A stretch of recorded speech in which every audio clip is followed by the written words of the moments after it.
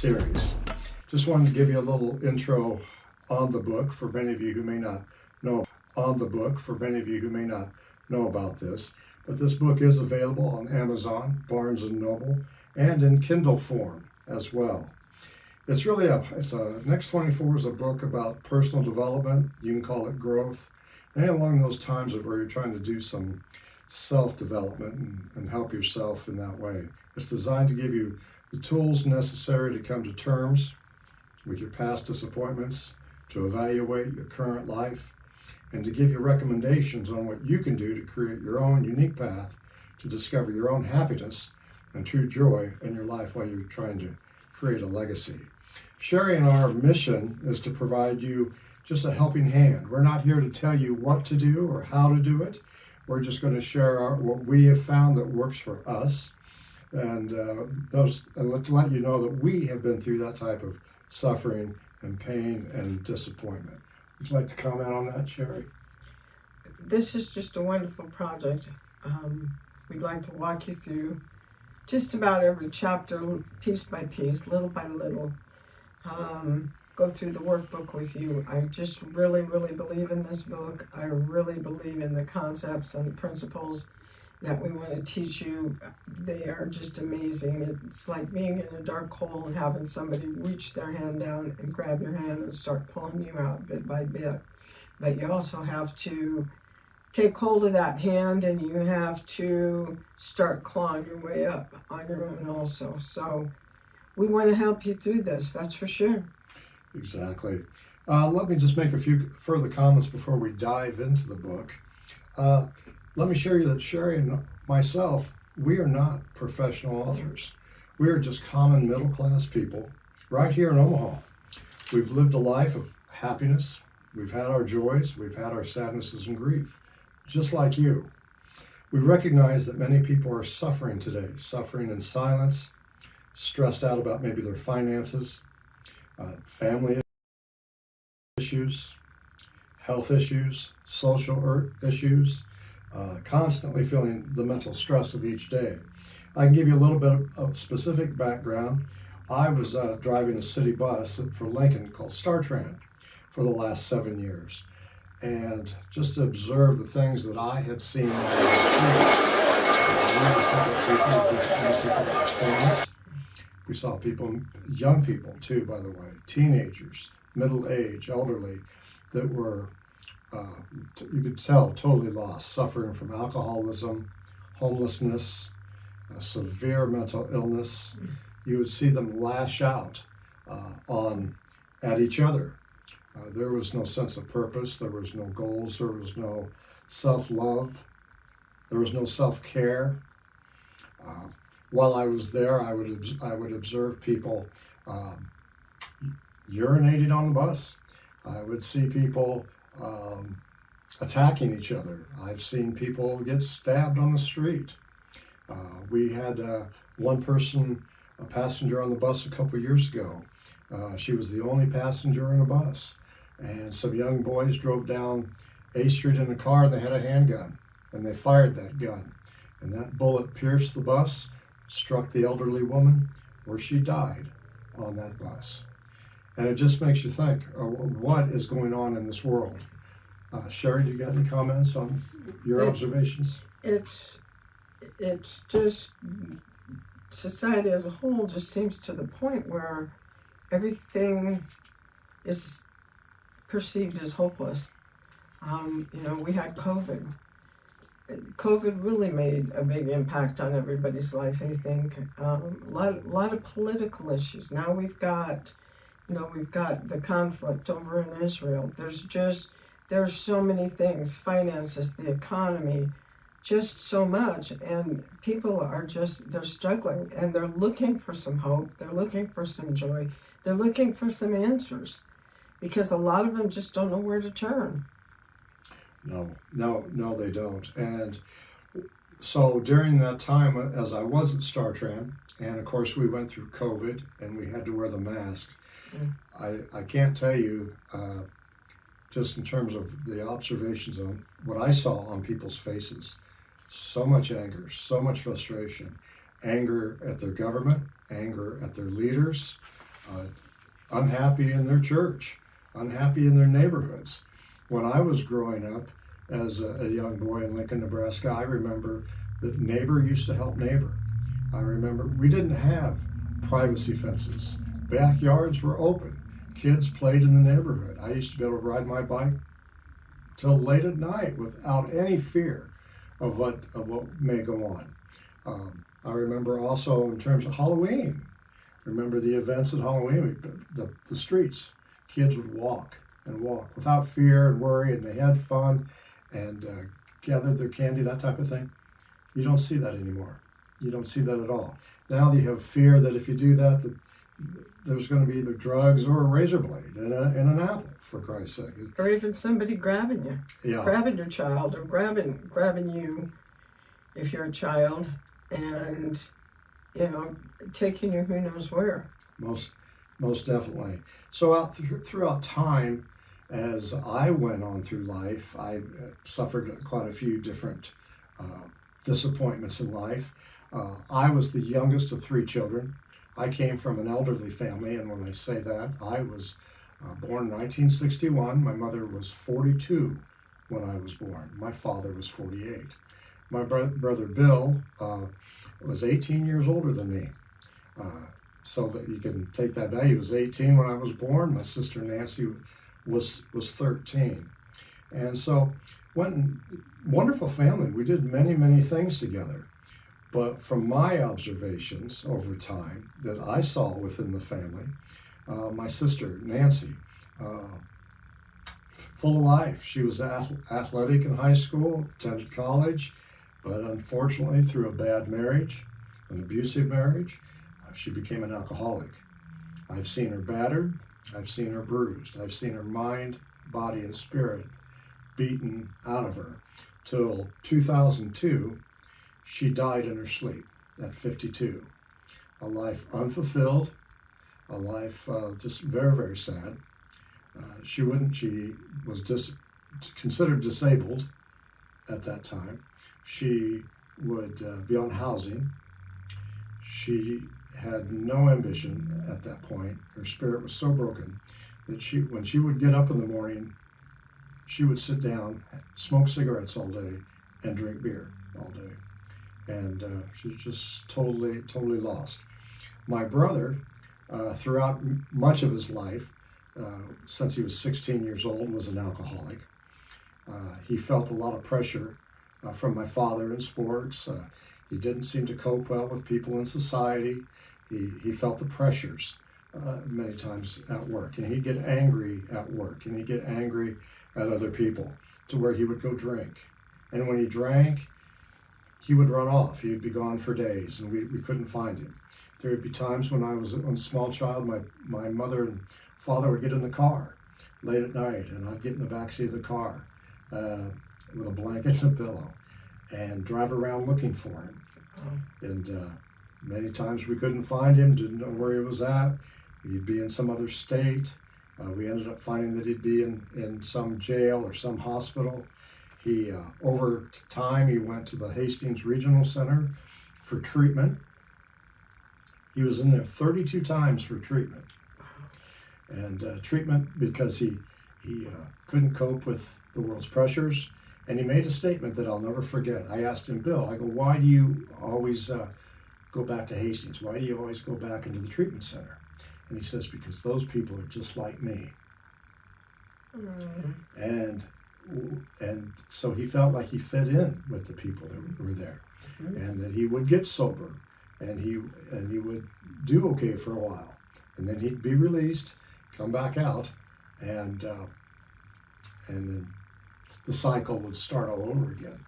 Over time, he did quit drinking, but alcohol, played a toll on his health and his life. And at age 72, he passed away with Parkinson's type disease. He lost his speech, he lost his ability to walk.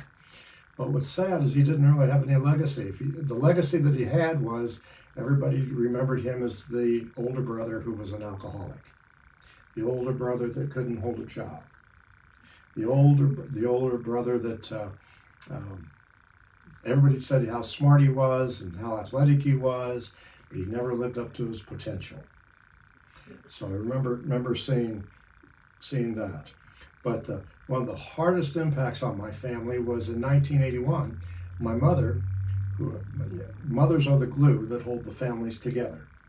And my mother, she came down with leukemia. And she was the one that would never tell people what was wrong. She would never tell people how much she was hurting. I never saw her get angry, never heard her say a cuss word. But over time, she got sick, and at the end of my freshman year in college, she died. That left a huge hole in the family, and the whole dynamics changed. My father had just retired from teaching. He was looking forward to retirement. My mother was his high school sweetheart, and they were together for over 40 years. And when she died, a part of him died as well. But my father lived another 30 years. Wow. Imagine living another 30 years without the person who you love, being in the same house, but his spirit was gone. He sat, drank, smoked his cigarettes, watched TV, read the newspaper. He had a few surgeries, but he was always just he was a shell, as they say, of himself. And so I observed that and watched that. So there were a lot of things that I saw over time. As I saw this, the one word that I can describe the years, I think, is loneliness. How many people are truly lonely in this world? So I think you see that there's a pattern here of things of people living, but not living up to what they call their potential, not living their dreams, their goals, everything that God places in front of them that they have, that they can do many things, and yet die an unfulfilled life. Sheri, do you have any comments on that? Well, I mean, some of this I can relate to, as I'm sure all of you can. My grandfather went through the same thing when they told him that he was too old to work, and they kind of forced him into retirement. He did the same thing. He sat around. He decided he was going to die. His life was over. My father, when my mom passed away, she passed away. She was 71, I believe. Had a massive heart attack, and I mean, she was the love of his life, and he just couldn't function from then on. He was like Mike's dad. He sat in a chair and he just watched TV and smoked cigarettes, and he didn't do a lot of drinking, but to him, his life was over. And it goes back to the hopelessness, the loneliness, and I think along with those two things, then you get sucked into depression and into some anxiety. And you do live a life unfulfilled. You feel like everything's over at that point. And, I think as we get older, a lot of people start experiencing this, especially when they lose their significant other or their spouse. It's hard. Oh, it's very hard. So to our audience, if you've experienced, I imagine you've experienced these similar things, we all have, but if you've experienced loss or observed family suffering, or observed at work where things just seems out of control, and that life is just not what you thought it would be, this type of book will be for you. Mm-hmm. Definitely will. The turning point I want to share with you about how this book came about was in November of 2021. I began to just really evaluate my life. I would go to work and observe all these things, and I can just tell you that mentally I was exhausted. Physically, suffering from high blood pressure, I was getting overweight, I was getting tired, I was losing my ambition to want to go out and do things other than things I had to do, which were work and take care of myself and so forth and pay the bills. But I'd really lost the gusto to get out and really enjoy life. It was a cycle of getting up in the morning, going to work, hope nothing goes wrong at work, hope I don't get in trouble at work, hope that I can just get through it without any issues. And I saw that so many times with all the other people that I worked with. They just wanted to get through the day.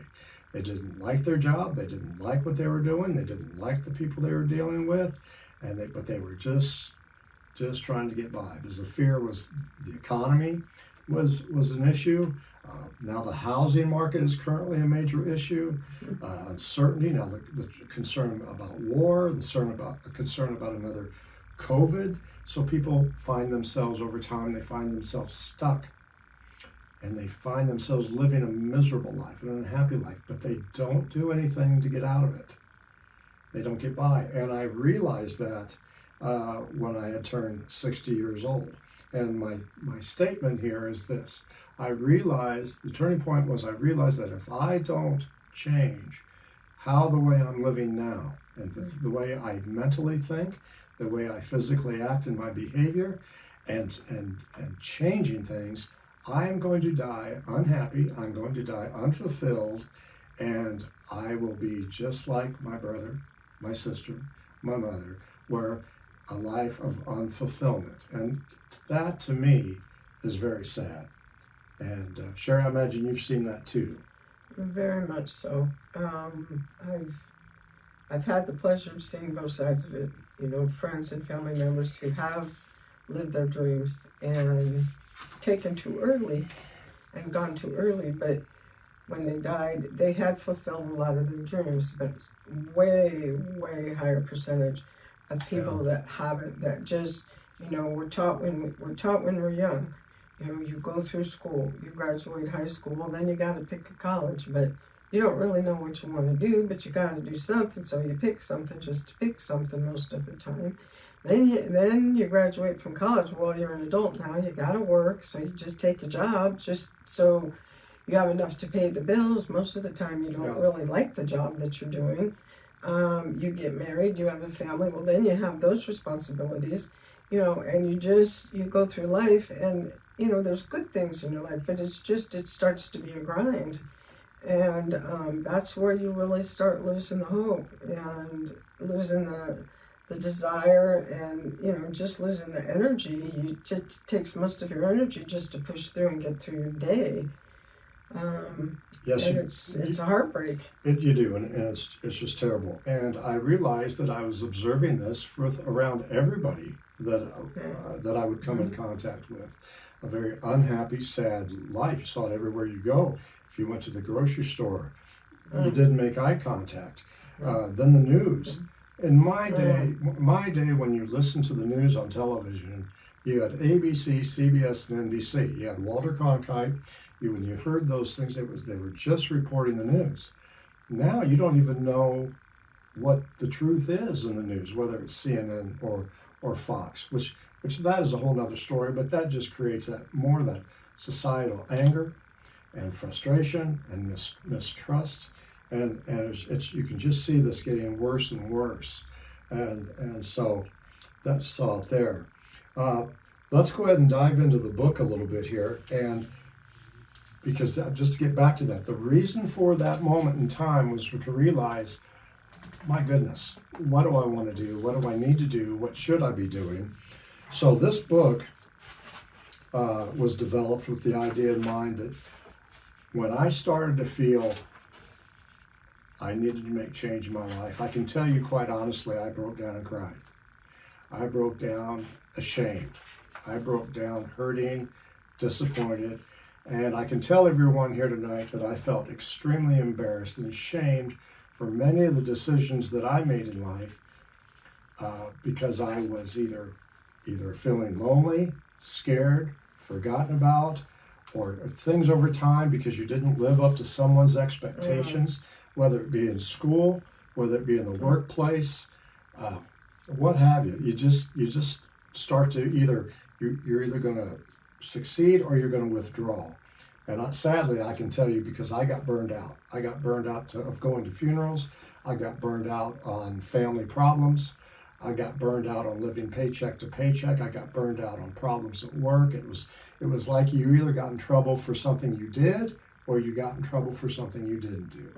And I can tell you tonight that is the biggest surprise to me in the workplace. I was always under the belief, and this goes under false assumptions and false beliefs, and we all have them, but I thought that as you graduate from college, you get into the workforce. We always talk about team concept. We talk about that in sports all the time, and that we get into a workplace that will work together. You know, each one has a role. But you find when you get out there and graduate, the reality is you're on your own. You're thrown out into the world. It's either sink or swim. It's either you succeed or you don't, and you have to fight like hell in order to get what you want. And I never felt comfortable in that type of environment. I always felt like while I had to look forward, I had to look back and watch my back, whether it be in the workplace or anything else. It was just a frustrating time. And that may be my fault, but I think a lot of people have that fear, that worry, that doubt. Do you want to comment on that? I mean, I agree with you 150% on that. You know, it's you know, I can think of basically, I mean, you work at different places. Some people work at one place their whole life. I was in the medical profession, so I worked at a couple different clinic offices. But I can only think of one clinic where we were truly a team. Mm-hmm. But even that team being so tight and stuff, there was still a lot of issues, a lot of backstabbing, a lot of, you know, vying for position and that type of thing, throwing people under the bus. And it's a day to day. You go day to day, and when you show up for work, it's like, okay, what's today going to bring? What kind of junk am I going to have to be dealing with today? Mm-hmm. And it's very, very difficult. Yeah, we're just not all expecting all these things.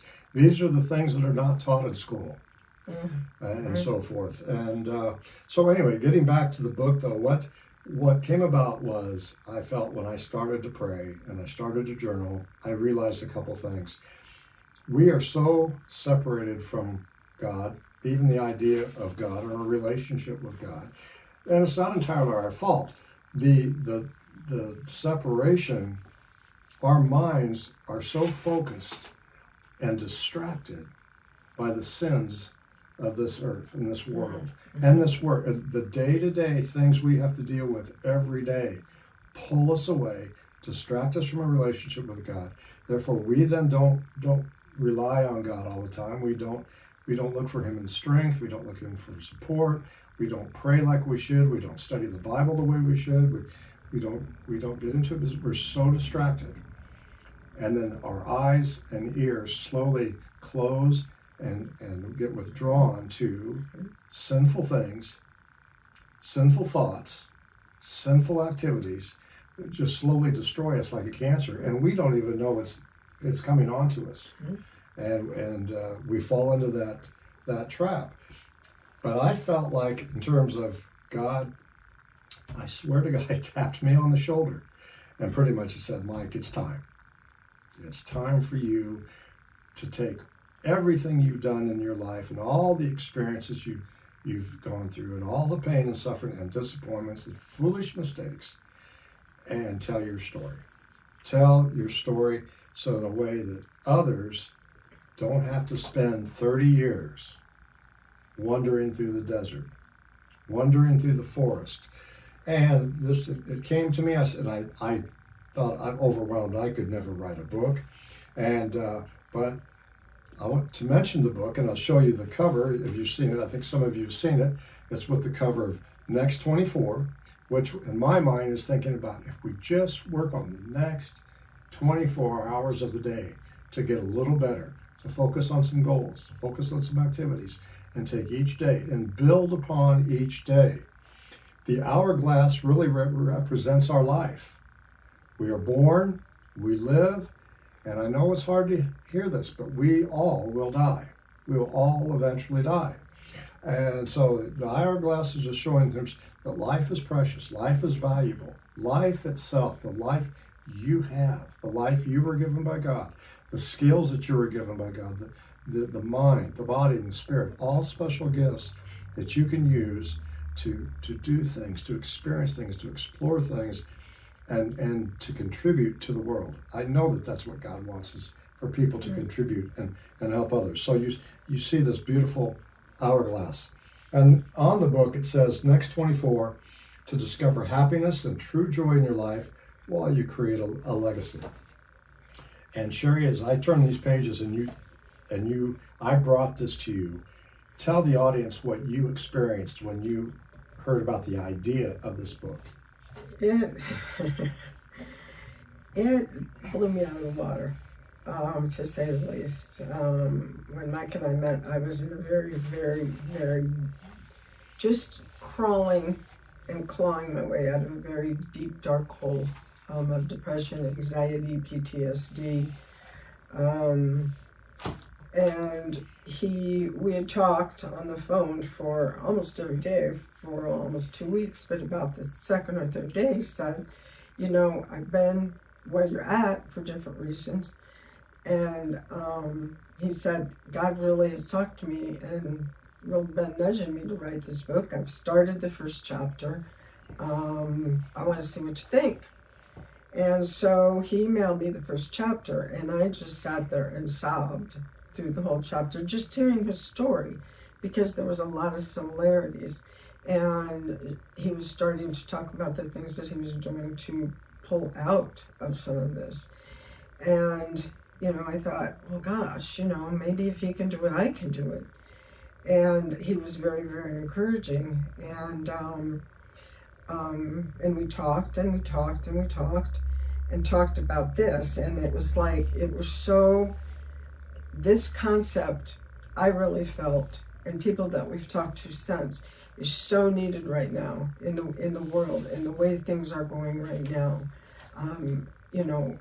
I don't want to give the impression of everybody's walking through this big dark cloud over their heads, but people are really struggling right now. I mean, you see it, you go on social media. I belong to a social media page that is mostly women, and moms and grandmas and aunts and young women, old women, and every day there is post after post of, please help me, you guys, I need advice. And I mean, the things that they're posting and the things they're going through in their life is just, it's heartbreaking. And so when he showed me this, I was so encouraging that you have got to finish this. The world needs this. We've got to do this. We've got to do this. And then shortly after, he said, I want you to do this with me. Well, like him, right away, my first thing was, I'm not a writer.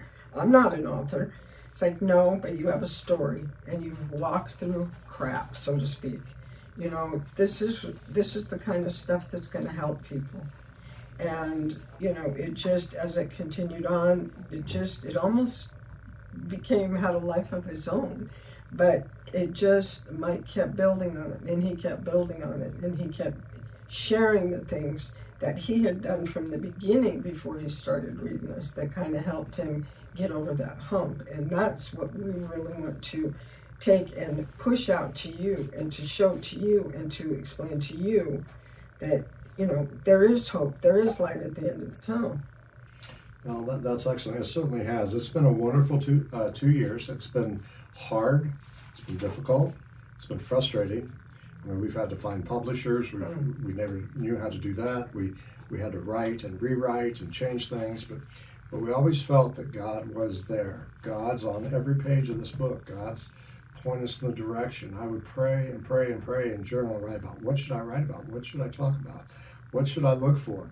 And so we've tried to put this in this book. You'll find that each chapter builds upon itself.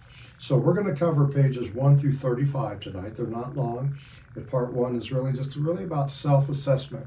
It's about really just, and when I say I'm speaking to all of you now, to really stop and ask yourself, are you happy in your life? Are you happy with the way things are going physically, mentally, spiritually? And if you're not, stop. Slow down. Stop for a moment. Take a day. Turn off your phone. Turn off the television. And just ask yourself, are you living the life you truly want to live? And let your heart answer that. Your mind. Stop let your mind racing. Are you truly doing all the things you wanted to do? And the answer is no. Stop and just think about what's probably holding you back. And what I can suggest to you is probably what's holding you back are negative thoughts about things that have happened in your past years ago that have shaped your life, that have shaped your thoughts. And you probably still think about those things that happened 30 years ago today. And that's what I found for me was I had to stop, and I would pull out a legal pad and I would just write. And I can tell you this, I would suggest that first for anyone listening tonight. Get out a legal pad and just start writing all your thoughts. And the answer is, who are you mad at? Who do you blame? What happened in your life that was a surprise, a disappointment, things you weren't ready for? And address them, answer them. Because until you do, you're stuck. You're always going to be stuck. And this is, if you do this, this will break those chains. This will break the chains that have held you back. And I can tell you that I am so surprised that once I did this, it didn't happen overnight, by the way. This takes time. This section of the book is the hardest part of this book, is to stop and realize of writing all this out, releasing all this to go, forgive the people who did you wrong, and also, tell the people that you wronged that you're sorry. There's a lot of things in here that you have to dig down deep. But if you do those and release these things, you'll begin to see that a whole new life can be yours without that feeling of stress, and pain, and so forth, and discomfort. So, to be very clear, our mission as this, Sheri and I have dedicated ourselves. We are going to do this as a full-time job. We are going to take this to churches and schools and teach and coach and train. We feel that that's our natural gifts. You have natural gifts given to you by God. I encourage you to find out what those are, those gifts, and find out what you really want to do in life and go do them. And don't let them hold you back. But we're dedicated to just helping other people. We're just helping you with a guide. This is a guide or a tool for you to create your own unique path. You do it your way. But we're just showing you things that worked for us, like a dream board, a vision board, if you want to call it that, a bucket list, you want to call it that, setting priorities, working at different things. And in this book, to put some structure to it, we looked at all the things we all deal with: mental, our minds, our physical bodies in terms of health, our spiritual health, our financial health, our social health, and our family health. How are we dealing with families? And I know everybody has trouble with families for some reason. There's always some struggle. There's always a money issue. It's usually too much credit, too much debt. We're not making enough money to pay our bills. It's just a rat race. So this mission for this book is to help you focus on the present and to take actions toward true happiness and success for your life, to create a full circle of life toward faith, family, finances, career, health, further your education, social skills, and have some fun in your life. Now, I know right now this sounds so serious in this book, but it has to be, to get you to start, to get you to move. There's a sense of urgency. And I want to share with you something it's difficult to swallow, it's difficult to grasp. But the average age for American male, for example, is 73 years old. Okay? For a woman, it's 76. Now, I'll just use me as an example. I'm 62 years old. That gives me 11 years left, if I'm lucky. If I'm lucky. Multiply that times 365 days. So that paints a picture. I only have, if I go by the averages, 4,015 days left to live. Now, so the serious question to you is, what are you going to do with those days that you have left? And I want you to stop and think about that before we move forward. Take your age, minus either 76 for women, 73 for men. Take that number, that total number that you got there, multiply it by 365 days, and take a look at that on paper. That is an eye-opener. That is an eye-opener. So the book, the other part was wanting to leave a legacy. And I felt that I had disappointed my children. I felt that I had disappointed them in every way, that And I feel bad because I could never afford enough, went through divorce, I wasn't there enough, I had to work a lot too, and so I just wasn't around them the way I wanted to be around them. So I hope that this book leaves a legacy when I die, that the words on this page will live on for a long, long time. And they know that this is a gift for them. But real quick, I just wanted to touch on this. We have 3 parts of this, what we consider a mission. It's number 1, we want to help you overcome anxiety, stress, fear, panic of the moment. This is a guide to help you examine and identify the pains in your life. Number 2, we want you to decide what is important in your present moment, in your present life. What is important right now? What are your priorities right now? And what new goals do you want to achieve? Write those out. What's the one new thing you'd like to do in the next, say, 90 days? There'd be a big impact. And number 3, we want to help you develop the proper action steps that accomplish these goals and what they do. Together, it's kind of what I call a circle of life. All those areas of religion and mental health and financial health and social health. So the full circle life to really work toward those things, to be happy and satisfied in that.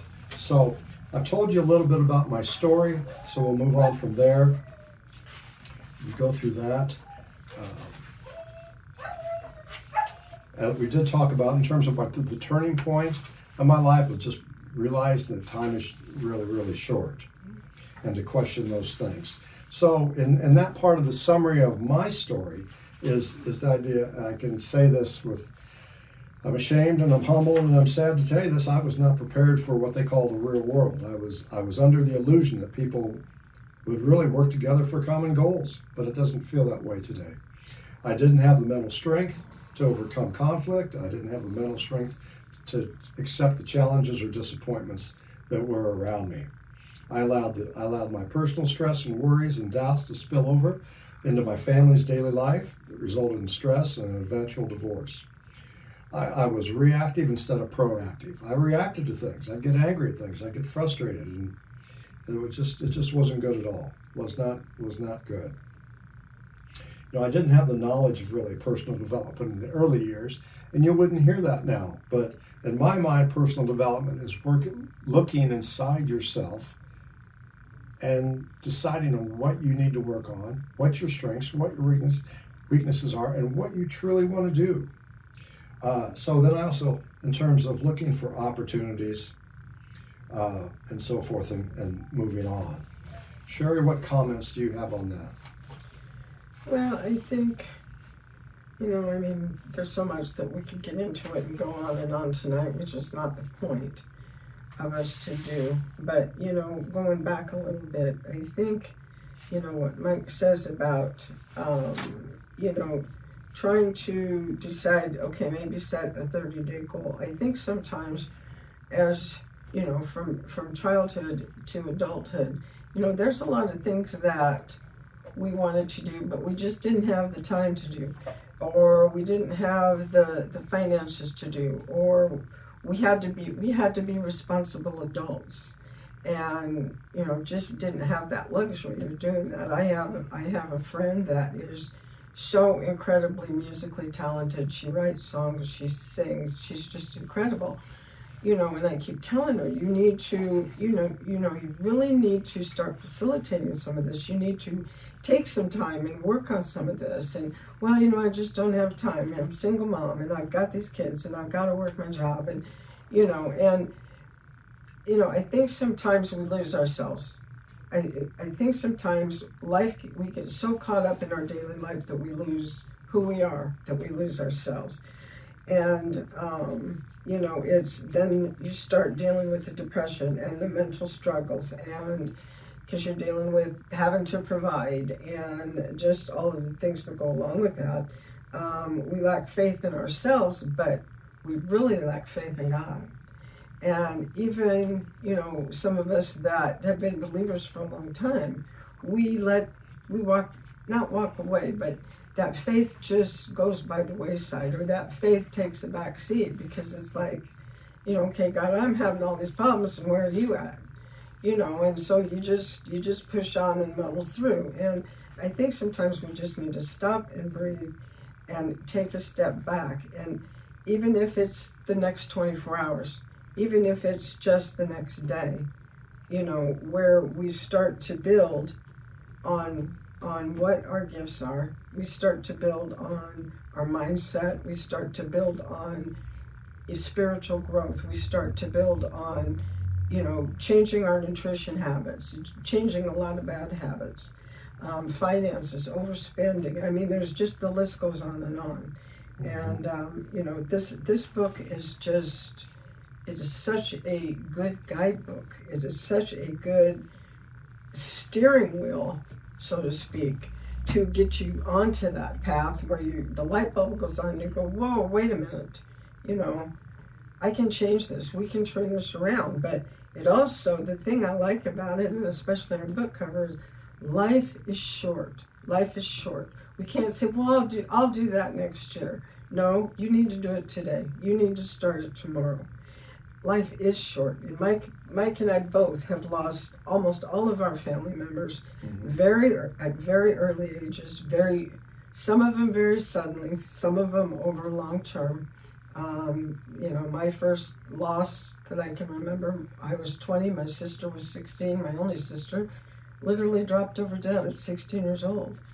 I mean, 12 years later, my brother, same thing, dropped over dead. Life is short, and I can't keep saying that enough.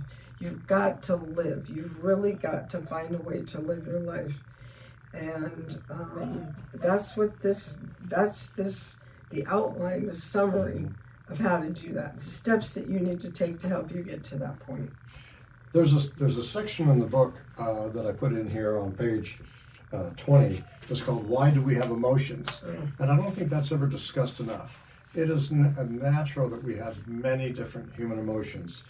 And Charles Darwin talks about, in terms of the emotions that people have, it's been carried out through time. The emotions that we actually have are a response to the world around us and the things that we do.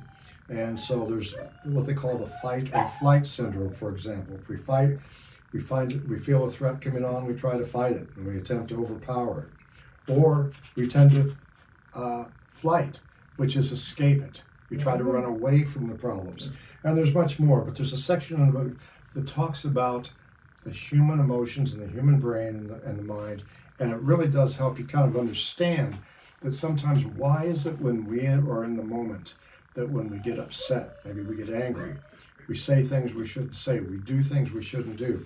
It's either out of fear or anger or fight or flight and much, much more.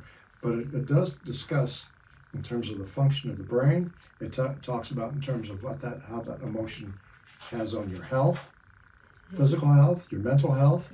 And the one word that I got out of this that we don't talk enough about, the issues in our past over time build up and has created trauma.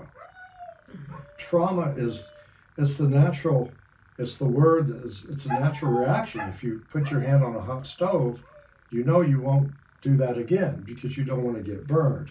It's trauma. Well, think about the trauma when you lose your job, the trauma that when you get a divorce that you didn't want to get, or the trauma when you find that your mother or father had cancer and they're gone before you know it, or the trauma of watching your brother or your sister get so severely sick in alcohol that they're in the hospital ward being taken care of and on medication and have to go through counseling and so forth and never recover, or the trauma of your best friend who you thought was your best friend steals from you. And you can go on and on and on and on about trauma, and that molds and shapes your mind. But what I learned through the time, which I didn't realize it was happening, is that when you pull back, when you withdraw, when you have trauma, I use the analogy, you kind of put yourself in a small room. You might as well just put yourself in a small room and close the door.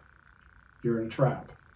You're in a trap because you are afraid to reach out, to try something new, to learn something new, to change your thoughts, to change your habits, to change your mindset.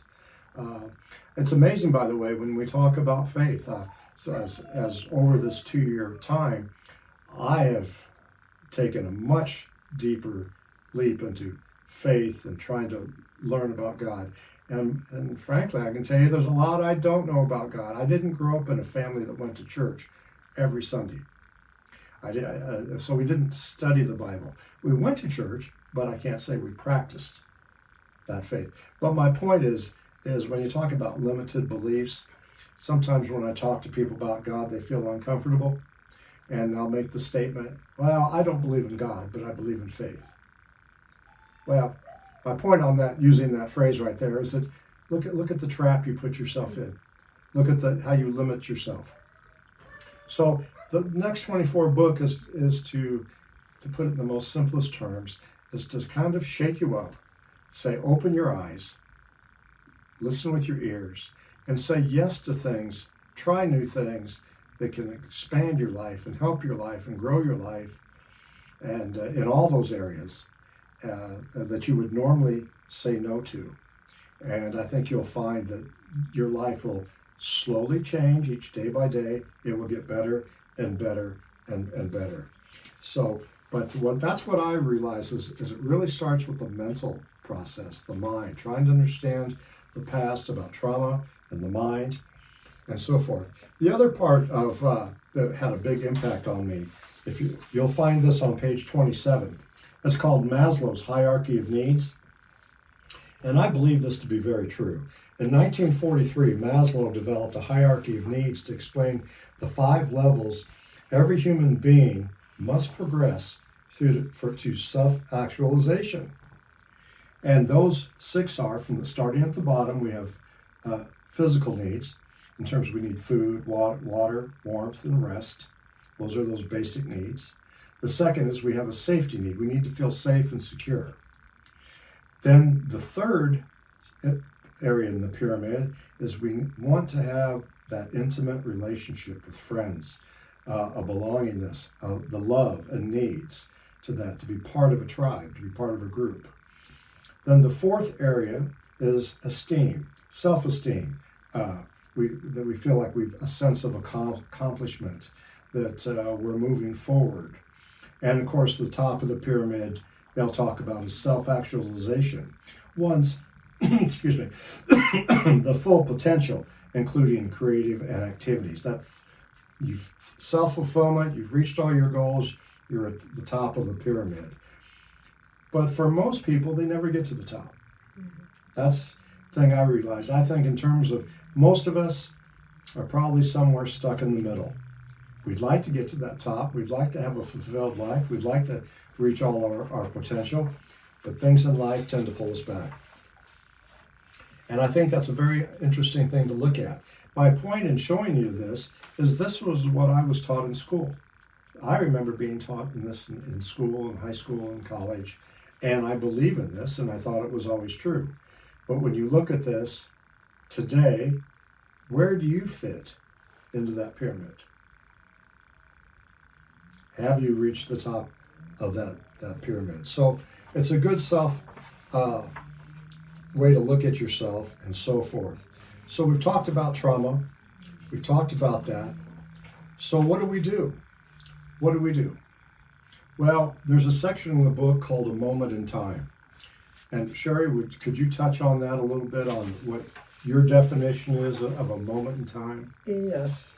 I think it's there's so much to it, but yet in a way it's so simple.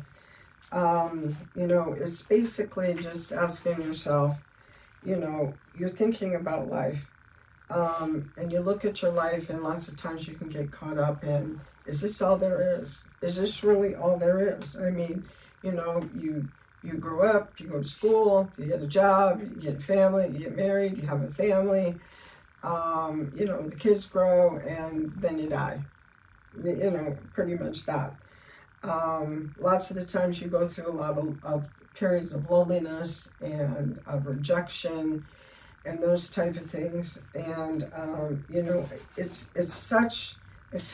so much emotion, so much emotion. There's depression and loneliness and anxiety. Sometimes your thoughts are racing. You get panicky.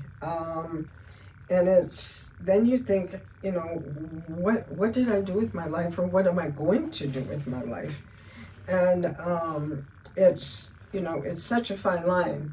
It's such a fine line. And you take on a piece of paper and you draw a line, and you write down your past, your present age, the age your present age, your future age, and your death. What is all going to come in between that? What comes in between that? There's a story, and I'm not going to quote it correctly, so please forgive me, but, about the semicolon. What comes after that semicolon? It's not the end. It's a pause, and then you move on, and you move on, and you move on. And sometimes for a lot of people, it's the beginning.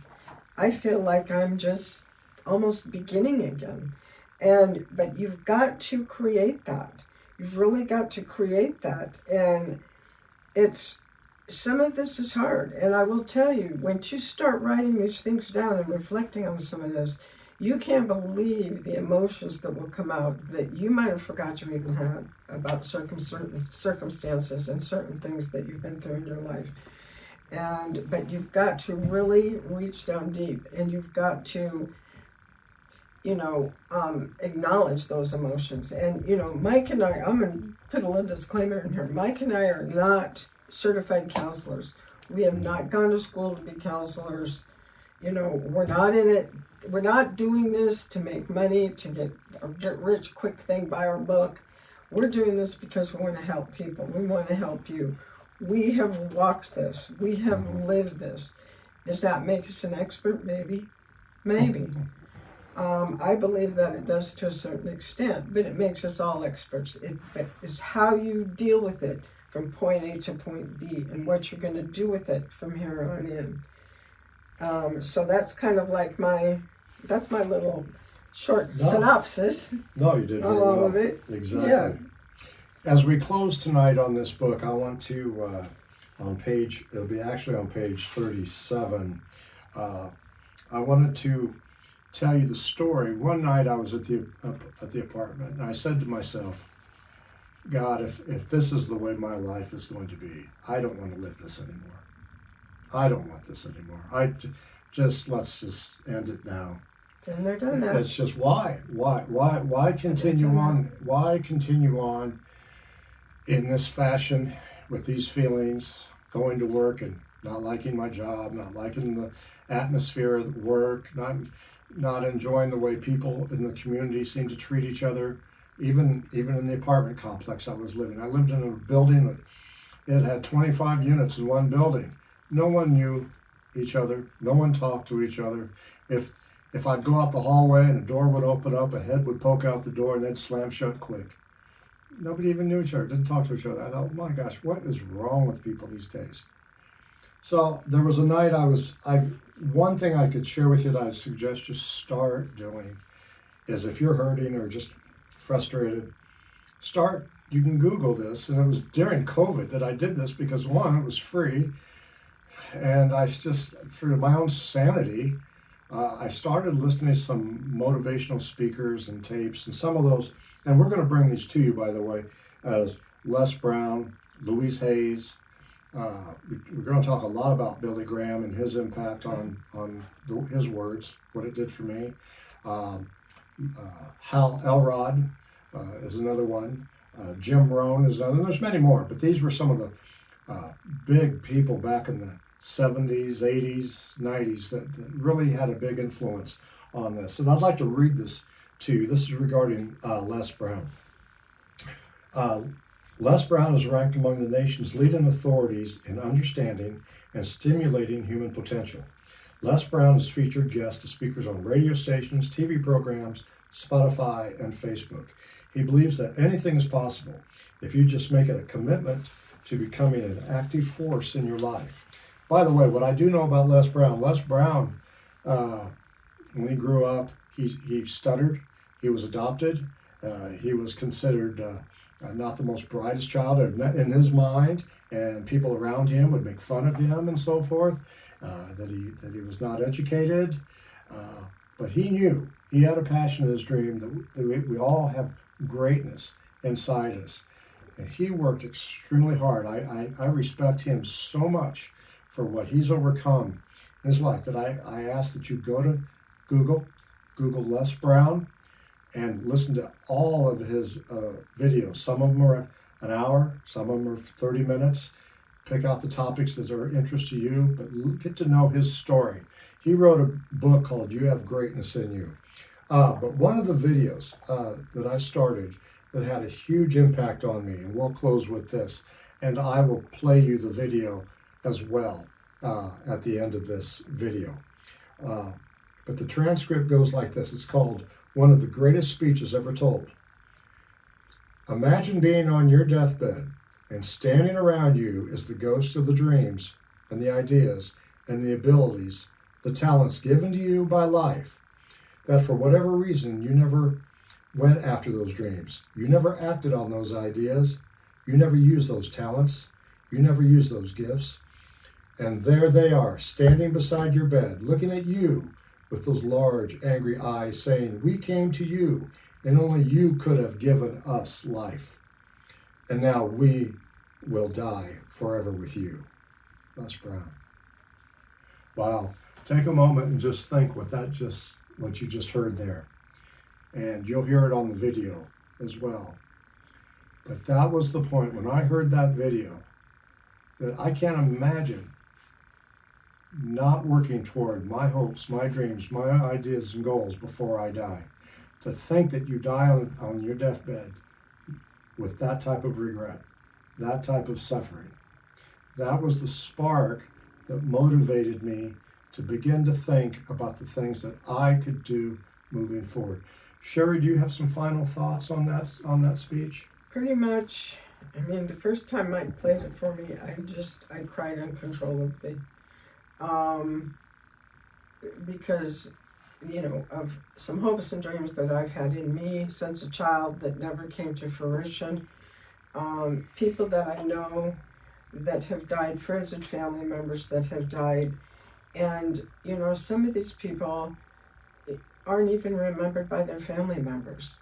They're never talked about. They're never brought up in conversation at holidays. It's like they just disappeared. And that's not saying that you need to be some famous actor or a rock star or something like that. But there was nothing left. There was no legacy left by these people.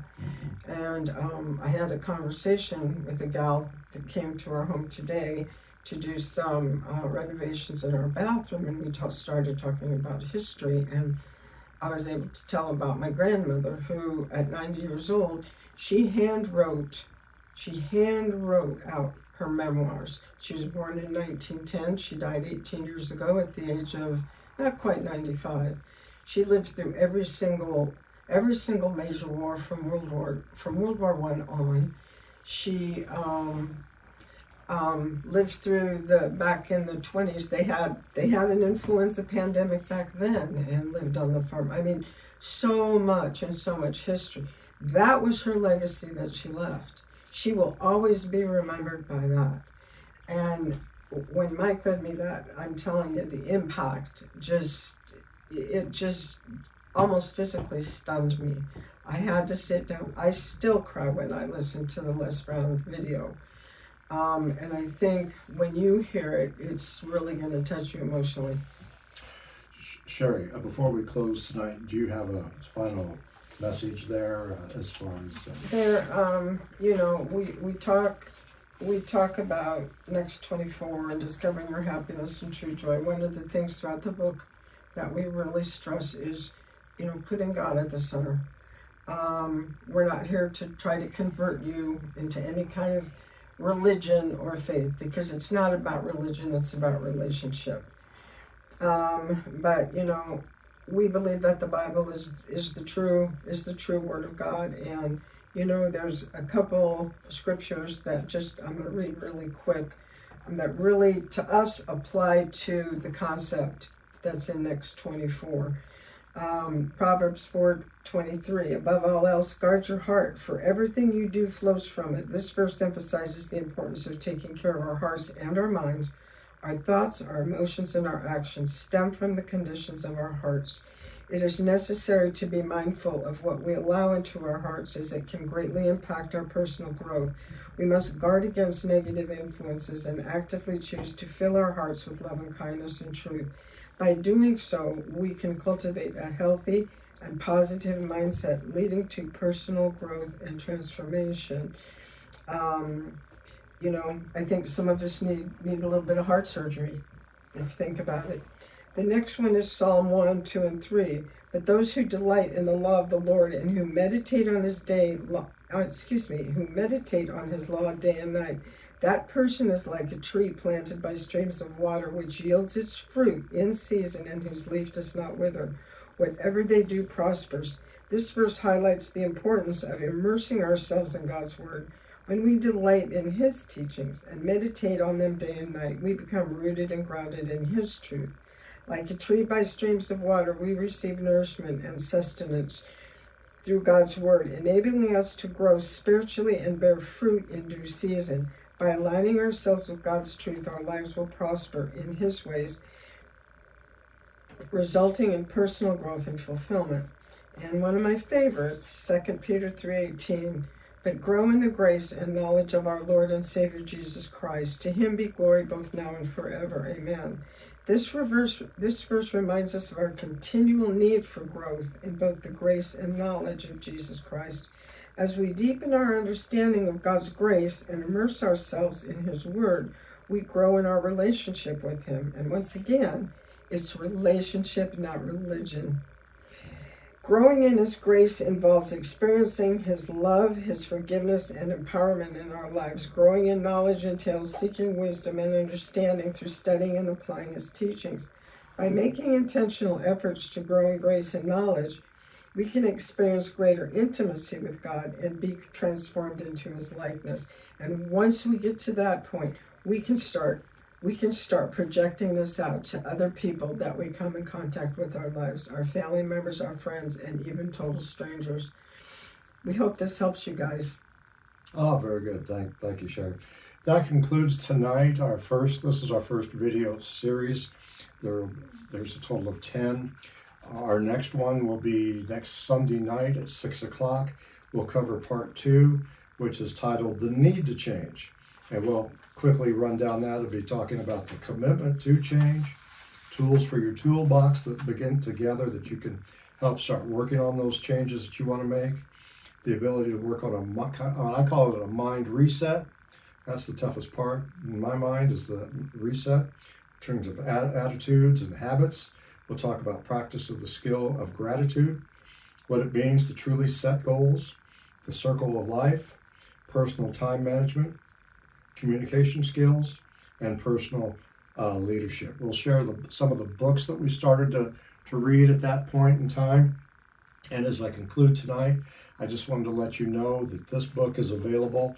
It's available on Amazon.com. It's also available on Barnes & Noble and on Walmart. You can get it in Kindle form, and you can also get it in the hardcover book. You can also find us on Facebook. We have a Next 24 personal development group page that I'd love to have you to join, just to share. And that group is meant, what I want for that is for people to share, to begin to communicate. We've lost our common sense in this world. I'd like to see people who start to want to trust each other, communicate with each other, help each other, share what you've discovered, share your story, share the books that you're reading. Tell us what you're reading. I would love to hear what other people are doing. And so we've got that.